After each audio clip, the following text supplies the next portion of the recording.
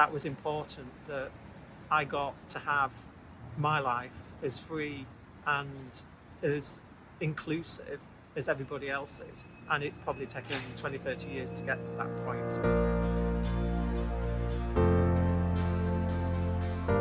We're here today on Manchester's famous Canal Street, which is in the heart of the gay village.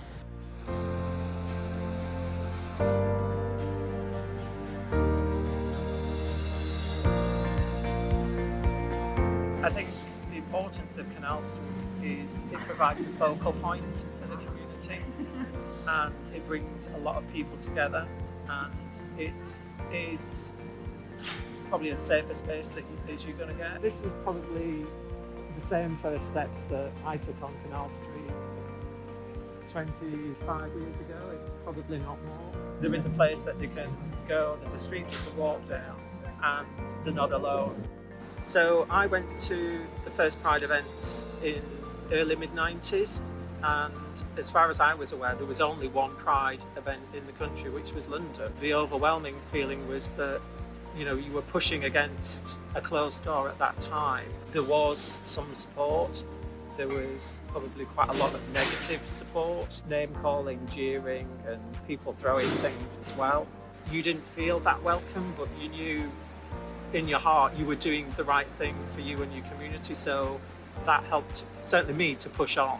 It was supposed to be partly a celebration, but primarily it was a march. It was a very different experience from what it is now. Manchester just turns itself over to Pride so freely and so willingly. People come from all over the world. It's one of the biggest in the world. People are very friendly, but extra so when it comes to Pride.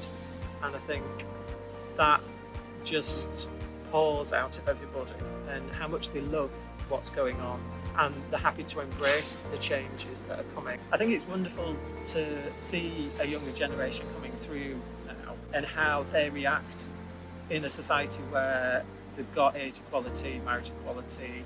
They can kind of live far more freely than probably I ever did at their age. But I think there has to be an understanding that there's a generation of people that have had to work for that. We've seen an increase in hate crimes over the recent couple of years. We're as equal part of society than we've ever been. But there is that element within society that is still pushing against that, and we see increased violence against trans people, and there are more hate crimes in general to the LGBT community.